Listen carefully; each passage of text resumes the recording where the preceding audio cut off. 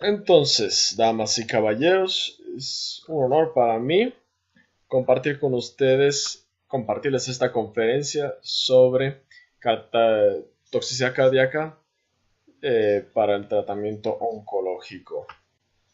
Hemos publicado un paper de nuestra posición el año pasado. No tengo nada que declarar en cuanto a esta conferencia. Como ustedes pueden saber, hay un número considerable de sobrevivientes del cáncer y se ha considerado que estos pacientes pueden presentar efectos secundarios del tratamiento oncológico. Eso quiere decir que la enfermedad relacionada con el tratamiento puede exceder a la mortalidad en comparación con la recurrencia de cáncer. Y uno de los efectos más importantes es la enfermedad cardiovascular, que está relacionado con efectos directos sobre la función cardíaca y también a veces un desarrollo acelerado de la enfermedad cardiovascular. Hay varios tipos de complicaciones cardiovasculares que encontramos en el cáncer. Es importante mencionar de que pueden ser agudos, subagudos o incluso pueden ser latentes y aparecer después, puede ser un efecto cumulativo y aparecer años después, por ejemplo, del tratamiento con radioterapia. El papel de la cardiooncología, que es una nueva disciplina, se enfoca en prevenir, identificar y tratar las complicaciones cardiovasculares de la terapia del cáncer y probablemente hacer vigilancia, seguimiento en los sobrevivientes de cáncer, pero también optimizar la situación cardiovascular de los pacientes para los pacientes cardíacos que necesitan un tratamiento oncológico que puede ser potencialmente tóxico para el corazón. Los cardiólogos y la clínica de cardio-oncología debería ser un facilitador de la quimioterapia. El papel que tiene el cardiooncólogo es trabajar en prevención primaria, en monitoreo, en prevención secundaria, por otro lado, es tratar la toxicidad cardiovascular potencial. Pero en algunos casos también colaboran en la evaluación preoperatoria de estos pacientes. Y al final, tal vez quizás el fin es quizá tener la posibilidad de elaborar algunos registros, tener alguna idea de información sobre seguridad, de manera que podamos diseñar un programa de educación y a lo mejor elaborar estándares de práctica clínica. Yo diría que hay un gran problema aquí en las consideraciones de tratamientos, porque tenemos que tomar en cuenta la eficacia del tratamiento y los efectos secundarios. Tiene que haber un equilibrio entre los dos, entre la posible toxicidad, los efectos secundarios y la eficacia del tratamiento. Y deberíamos siempre priorizar la posibilidad de hacer lesiones reversibles en oposición a los efectos irreversibles cardiovasculares tóxicos. Ahora, comencemos primero con unas consideraciones importantes en cuanto a las arritmias. Los pacientes con cáncer pueden presentar muchísimas arritmias, incluyendo taquicardia sinusal, bradiarritmias o taquiarritmias y algunos defectos de conducción. Algunos de estos pueden causar síntomas severos o volverse amenazas a la vida o ser un problema para el plan de tratamiento del paciente. Las prolongaciones del QT pueden ser causadas por las quimioterapias, por los desbalances de electrolitos o eléctricos. Esto puede ocurrir, por ejemplo, con algunas medicaciones que pueden tener interacciones con drogas cardíacas. Pero hay dos cosas importantes aquí. Tenemos algunos factores corregibles y algunos factores que no son corregibles. La prolongación del segmento QT ciertamente pueden amenazar la vida, por ejemplo, la torsada de puntas. Y el riesgo de prolongaciones del segmento QT varían según las drogas, siendo la trioxida del arsénico la que más de esta patología nos da. Se utilizan sobre todo en leucemia y en melanomas y afectan más o menos a 25 a 60% de los pacientes. Ahora, La taquicardia que amenaza la vida no es tan infrecuente como se piensa. La prolongación del intervalo QT se observó sobre todo en pacientes después de 5 semanas de tratamientos y después se devolvió a lo que era la línea basal a la 8ª semana, antes del segundo curso de ciclo de quimioterapia.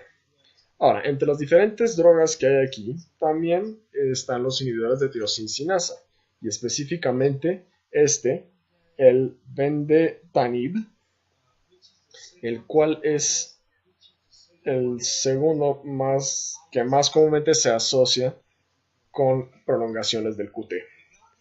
Y en cuanto a la definición de la prolongación del segmento QT, tenemos estos números que se ponen. Son más de 450 o 60 según el sexo. Pero si es que es más de 500 milisegundos o un delta mayor de 60 milisegundos entre dos exámenes en 2 puntos distintos, esto se considera un alto riesgo de desarrollar torsada de puntas. Entonces, en la práctica, en cuanto a la prolongación del QT y la torsada de puntas, ¿qué es lo que necesitamos? Necesitamos un electrocardiograma de 12 derivaciones y el intervalo de QT debería ser calculado de manera adecuada utilizando la fórmula de Bazet. Los pacientes con un antecedente de prolongación del QT, una enfermedad cardíaca relevante o que están tratando con drogas que prolongan el QT, que tengan bradicardia, alguna disfunción tiroidea o anormalidades electrolíticas, deberían ser monitoreados por medio de un electrocardiograma de 12 derivaciones basal 7 a 15 días después de la iniciación de los cambios de las dosis de manera mensual durante los primeros 3 meses. Hay que considerar descontinuar el tratamiento o cambiar el tratamiento si es que el QT es mayor a 500 milisegundos o si la prolongación tiene un delta tiene más de 60 milisegundos. Las condiciones que se sabe que provocan la torsada de puntas están ahí descritas y la exposición a otras drogas que prolongan el QT deberían ser minimizadas. Y en algunas condiciones en cuanto a tratamiento podemos dar tratamiento de la torsada de puntas utilizando magnesio o a veces un marcapasos venoso o a veces incluso se puede utilizar inyección de isoprenalina. Ahora, en cuanto a la fibrilación atrial, ¿qué es importante? El manejo inicial requiere el algoritmo de decisiones usuales. Hay que saber que los pacientes de cáncer se exponen a un alto riesgo de un estado protrombótico y también tienen predisposición para la hemorragia. Entonces, el equilibrio entre estos dos, entre la procoagulación y el sangrado, en la fibrilación atrial se valora con el CHA2-2 y otras escalas, sin embargo, no son prácticas en pacientes con cáncer. En cuanto a los pacientes anticoagulados, podemos utilizar heparina de bajo peso o antagonistas de vitamina K, pero hay que comprender que tratar a pacientes con fibrilación atrial también implica dos cosas importantes. Se debe controlar ya sea la frecuencia o el ritmo. Y en ambas condiciones hay que manejar el algoritmo de tratamiento de pacientes con fibrilación auricular como si fueran pacientes regulares, independientemente de qué tratamiento reciban. Ahora, la hipertensión es una comorbilidad común en los pacientes con cáncer. La incidencia depende en la edad del paciente, la historia familiar de hipertensión, el tipo de cáncer, las drogas que utilices y, por supuesto, la terapia oncológica asociada. Se ha demostrado que los antagonistas de factores de receptores de crecimiento endotelial o vascular se asocian con una prevalencia aumentada de hipertensión, la cual puede ser suficientemente severa para afectar a 2 a 20% de los pacientes y puede aparecer desde el inicio del tratamiento hasta un año después del tratamiento. Y esto es algo muy importante. En cuanto a el control de la presión arterial primero debería ser monitoreada según las guías de práctica estándar En cuanto al tratamiento, podremos utilizar tratamiento convencional, pero los IECAs y los beta bloqueadores son favorecidos en caso de disfunción ventricular, sobre todo. Por favor, no utilicen verapamilo ni diltiazem porque puede inhibir la función del citocromo P450-3A4 y el CYP3A, citocromo 3A4, y por eso deberían evitar con el uso de receptores de crecimiento endotelial. Ahora, también los diuréticos tienen el riesgo de causar depresión electrolítica y causar prolongación del QT. Y, por supuesto, en contexto del paciente, si es que tenemos una hipertensión sistémica importante, la droga puede ser descontinuada y los antihipertensivos pueden ser aumentados. Y en algunas condiciones, pues, claramente tenemos que abandonar el tratamiento oncológico. Pero después de que se normalice la presión arterial, el tratamiento puede volver a continuarse. Ahora, en cuanto a los eventos tromboembólicos, es importante decir que la trombosis venosa y el embolismo venotrombótico pueden verse hasta 20% de pacientes hospitalizados. Generalmente se subestima este número. Ahora, combinándolo con la quimioterapia, entonces diferentes condiciones pueden aumentar el riesgo de desarrollar eventos tromboembólicos. Por ello, las causas, como ustedes pueden saber, son varias, que hay muchas causas que pueden asociarse a eventos tromboembólicos. Puede ser la misma droga, también las vías de administración, el tipo de cáncer y algunos factores de riesgo previo del paciente. Entonces, la detección se hace sobre todo por síntomas clínicos. No hay ningún beneficio por el tamizaje estratégico. El tratamiento es heparina de bajo peso molecular y se está reevaluando el uso de antagonista de vitamina K con el objetivo de reducir, porque es útil para reducir la trombosis, pero no la mortalidad ni la hemorragia. En cuanto al tratamiento a largo plazo, esto debería ser discutido personalmente para cada paciente. La prevención debería ser tomada en cuenta según el riesgo de recurrencia, pero también el riesgo de hemorragia, de manera que podamos tener un equilibrio entre estos dos extremos. En algunos pacientes con recurrencias, cambiar de antagonistas de vitaminas K a heparina de bajo peso molecular o viceversa podría realizarse, y el filtro de la vena cava inferior podría estar indicado si es que la anticoagulación está contraindicada o está siendo inefectiva. Sin embargo, esto no previene realmente la ocurrencia de la enfermedad tromboembólica. En cuanto a la enfermedad valvular, esto es algo que se observa después del tratamiento, de manera tardía. Puede verse en pacientes que recibieron radioterapia mediastinal hasta 10% y hasta 20 años después del tratamiento. Se debe a alguna calcificación y fibrosis del tejido cardíaco, predominantemente en las válvulas izquierdas. También puede dar estenosis valvular, y el ultrasonido es el método preferido para la evaluación. Y de manera muy interesante, ya que se puede utilizar para evaluar el número de calificaciones en la aorta ascendente. Esto es muy importante en pacientes que de pronto quisieran considerar realizarse un cateterismo o algún procedimiento invasivo. Ahora, en cuanto a otras vasculopatías carótidas, esto es algo que ocurre de manera tardía después de radioterapia de cabeza y cuello. Por la misma fisiopatología, la ecocardiografía sigue siendo el método de elección para evaluarlo, y el tamizaje debería hacerse de 5 a 10 años después de la exposición en pacientes con muy alto riesgo. Y en algunas condiciones, la cirugía o el stent puede ser necesario en algunos pacientes. Ahora, ¿quién tiene alto riesgo de desarrollar enfermedad valvular cardíaca o enfermedad vascular? Hemos definido algunos factores de riesgos asociados con un alto riesgo de desarrollar estas enfermedades. Los pacientes de alto riesgo se definen como aquellos que tienen irradiación en el pecho anterior o en el lado izquierdo y que tengan más de un factor de riesgos que están puestos en esta tabla.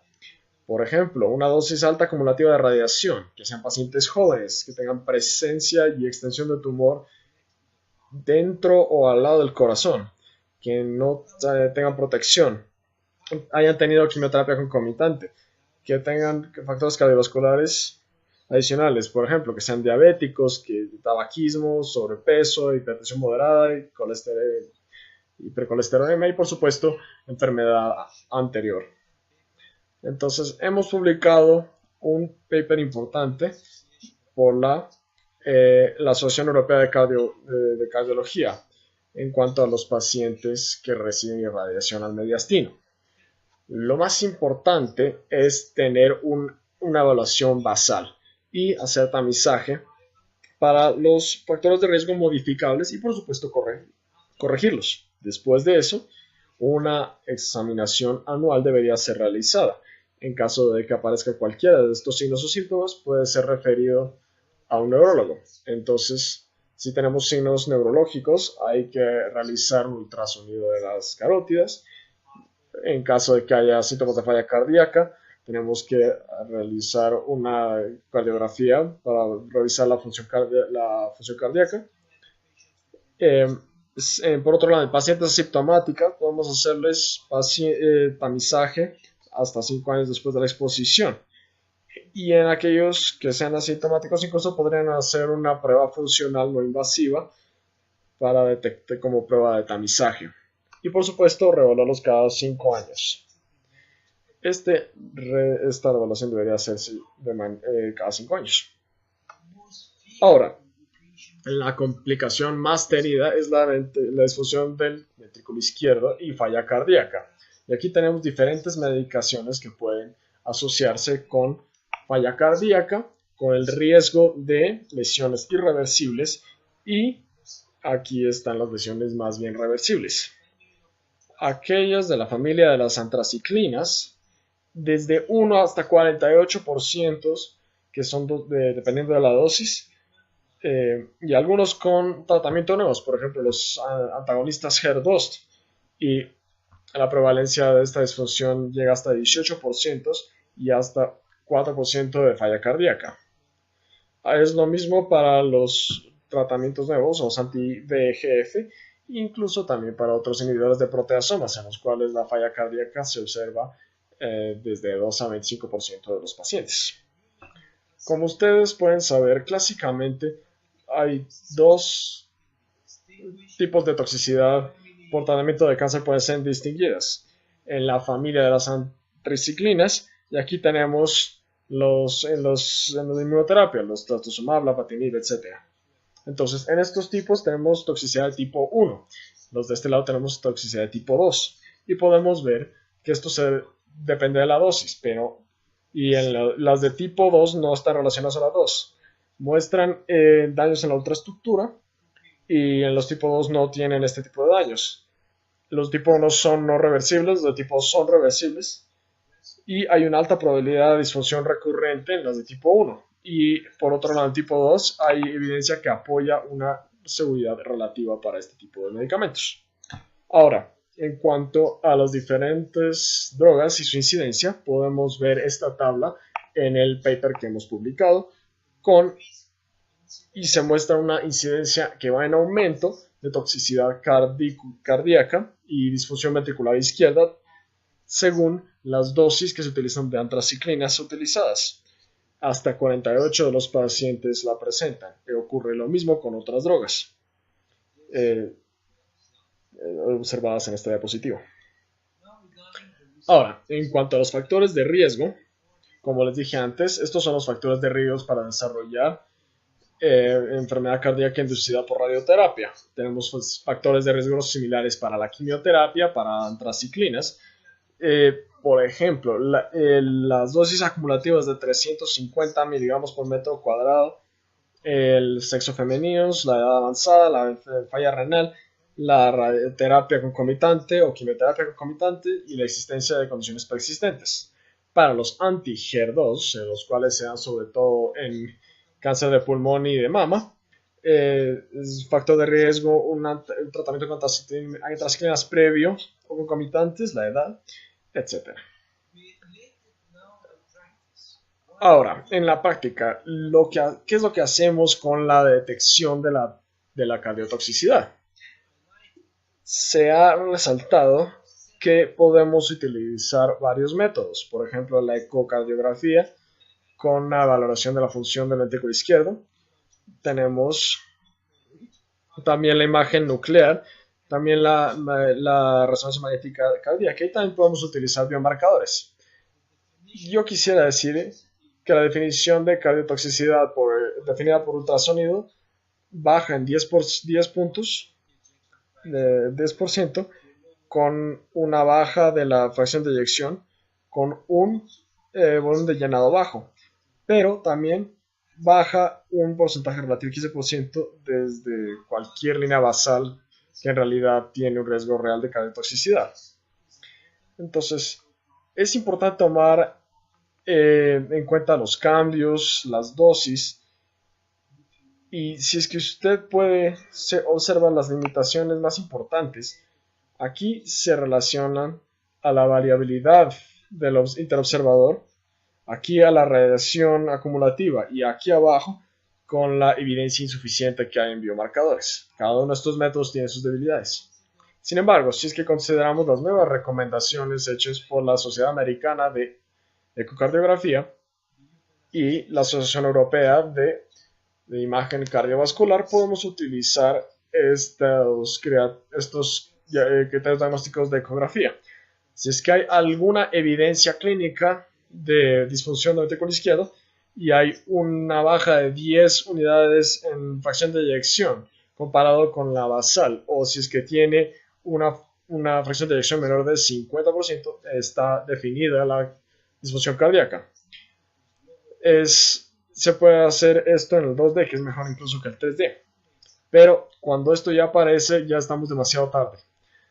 Mientras no haya síntomas de falla del ventrículo izquierdo, una cadena longitudinal global que muestre una caída en 15% comparado con el estado basal, esta es un examen adecuado. Este es muy reproducible, tiene una buena tasa de predicción de la disfunción clínicamente significativa, además tiene una muy buena sensibilidad y especificidad. Y este es un plan, un algoritmo para definir y seguir a estos pacientes que muestran una sospecha de tener una falla cardíaca. Entonces, después de la quimioterapia, dependiendo del tipo de cardiotoxicidad del que estemos hablando y la dosis de medicamentos que han recibido, les hacemos seguimientos a los pacientes. Y es difícil seguir a estos pacientes. Entonces, antes de la quimioterapia, tenemos que hacer una valoración completa.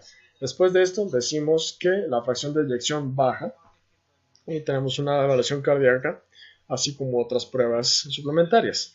En aquellos que tienen una fracción de eyección preservada, que no tienen aumento en troponina y que tengan un GLS de menos de 20, según la droga y la dosis, podemos suplementar aquí una evaluación completa una vez que tengamos 240 miligramos acumulados y después de cada aumento de 50 miligramos. Aquí tenemos que tener un eco-TT al final de la quimioterapia y 6 meses después de la quimioterapia. Con la cardiotoxicidad de tipo 2 necesitamos una evaluación completa y cada 3 meses una evaluación de cada 3 meses después de la quimioterapia. Y en la compuesta tenemos el mismo esquema, solo que también hacemos una evaluación a los 6 meses. Ahora, en cuanto a la cardiotoxicidad, seguro, el tratamiento tenemos que hacerlo según lo que tengamos disponible. Entonces, para la falla cardíaca, necesitamos una discusión en cuanto al tratamiento de cáncer y tenemos que proveer la terapia para la falla cardíaca. En cuanto a la disfunción cardíaca, aplica el mismo principio. En cuanto a la prevención, lo mismo, tenemos que evitar las dosis de antraciclina si es posible, limitarlas. Quizá podríamos tal vez tenemos que utilizar un nuevo tipo de medicina. Eh, por ejemplo, lo utilizo de ALA2 o YECAS. Y en las drogas anti-HER2 tenemos que evitar el uso de antraciclinas, por supuesto, siempre que sea posible, y también podemos prescribir YECAS. Aquí podemos encontrar una serie de factores importantes para tomar en cuenta para la prevención. Ahora, ¿qué podemos decir sobre la cardiotoxicidad debido a antraciclinas y su manejo con beta bloqueadores? Ahora, de manera muy interesante, los beta bloqueadores pueden inhibir el estrés oxidativo y pueden estimular una respuesta mitocondrial y bajar la carga celular y mejorar la disfunción diastólica. Eso es muy importante. Ahora, esta es una de las razones por las cuales los beta bloqueadores pueden darse en estos pacientes como droga preventiva.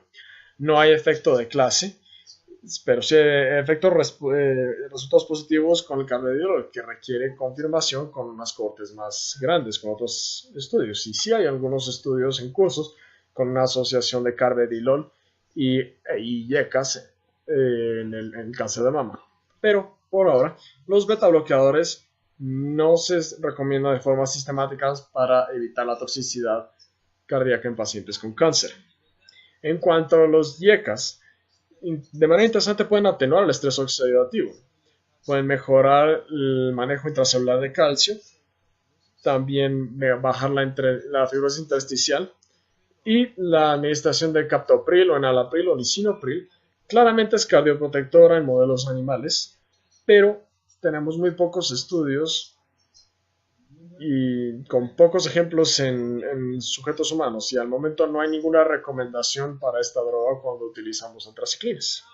Ahora, en cuanto a la desfarsoxazona, podemos que estas pueden afectar reacciones redox en un complejo intracelular. La FDA aprobó esta droga, la dexrazoxazona, porque puede reducir la necesidad del tratamiento, pero esto es importante. Ha sido aprobada para la FDA para prevenir la toxicidad por antraciclina, pero recuerden que también puede reducir la eficacia del tratamiento.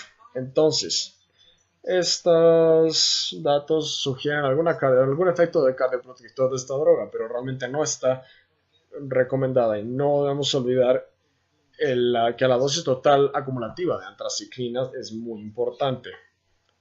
Tiene un umbral de más o menos 450 o el equivalente, y quizás en este tipo de pacientes este tipo de drogas podría ser muy útil. Ahora, para terminar la conferencia, me gustaría resaltar una iniciativa muy importante que tenemos, que hemos comenzado hace algunos meses en cuanto a un registro de una cantidad de pacientes muy grande en Europa y en todo el mundo, pacientes de cáncer de mama, y queremos entender cómo se manejan, cómo se diagnostican y cómo son seguidos, cómo se les hace seguimiento. Los objetivos de este registro COT es claramente definir los factores de riesgos y de epidemiológicos asociados con la cardiotoxicidad asociada a drogas anticancerosas. Determinar también un resultado clínico y predictores de esta cardiotoxicidad relacionada a drogas oncológicas. Para reportar la proporción de pacientes sintomáticos y asintomáticos y describir el marco temporal en el que aparece esta cardiotoxicidad. Esta es la forma en la cual los pacientes son reclutados, ya sea por un seguimiento de rutina de pacientes que hayan tenido cáncer de mama y hayan recibido tratamiento, o que se les sospeche cardiotoxicidad, que tengan algún síntoma sugestivo de falla cardíaca u otras, y tratamos de comprenderlos con imagen si es que tienen disfunción ventricular o si no la tienen, y pues les hacemos seguimiento a estos pacientes con aspectos de monitoreo clásico. El protocolo incluye una evaluación basal, una evaluación a los 3, 6 y 12 meses, y después de estos 2 meses podemos tener una idea de cuál es el resultado clínico de estos pacientes. Entonces, este es el comité ejecutivo, yo soy el director de este comité. Aquí estoy, algunos de yo fui presidente de la asociación cardiológica en mi ciudad. Este es el comité del otro lado y aquellos que están eh, involucrados en el comité europeo para este proyecto. Estos son los coordinadores en varios países y hasta la fecha hemos incluido más de 1.600 pacientes. Ojalá podamos tener más de 3.000 pacientes. Y como un aspecto general, ya podemos decir que tenemos más o menos 4 o 5% de prevalencia de cardiotoxicidad en estos pacientes que recibieron tratamiento para cáncer de mama. Ahora, para terminar con la enfermedad coronaria, la fisiopatología se relaciona con el vasospasmo, trombosis y aterosclerosis. Tenemos diferentes drogas que pueden asociarse con la aparición de enfermedad coronaria aguda o síndrome coronario agudo. Y la droga que más comúnmente se asocia es el 5-fluorouracilo. Y en estas combinaciones ustedes saben que tenemos que proveer algún tratamiento a veces intravenoso. Y por supuesto, no olviden que este es una enfermedad muy importante. Es una complicación que puede ocurrir mucho tiempo después del tratamiento, incluso años después del tratamiento. Y tenemos que hacer el seguimiento de estos pacientes de manera muy clara en un programa de seguimiento a largo plazo. En aquellos pacientes supervivientes que tengan algún grado de disfunción cardíaca, que han recibido antraciclinas o que han recibido radioterapia, en aquellos que tengan enfermedad coronaria o en aquellos con enfermedad valvular, me gustaría pedirles su atención para que si quieren más información vean este paper y las guías las guías de bolsillo de este ESC que hemos desarrollado. Muchas gracias por su atención. Ha sido un verdadero placer compartirles estos temas tan importantes y esperaría que les haya gustado esta conferencia. Gracias.